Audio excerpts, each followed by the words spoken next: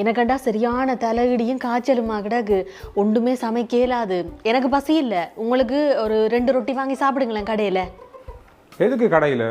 கடைக்கு போய் ரொட்டி வாங்கிட்டு வாரத்துக்கு எவ்வளோ செலவாகும் தெரியுமா? கிட்டத்தட்ட 300-400 போகும். அதை விட 2 ரொட்டி தானே நானே சுட்டு சாப்பிட்றோம், அது பிரச்சனை இல்லை. அப்போ சரியா. இங்கே ஒரு 2 ரொட்டி சுடுற நீங்களும் ஒரு 5-6 சேர்த்து சுடுங்களேன். எனக்கு 2 ரொட்டி காணும் தானே. உங்களுக்கு காணும், எனக்கும் சில நேரம் கொஞ்ச நேரத்தில் பசிச்சுதுன்னு சொன்னா நானும் சாப்பிடுவேன் இல்ல என்ன?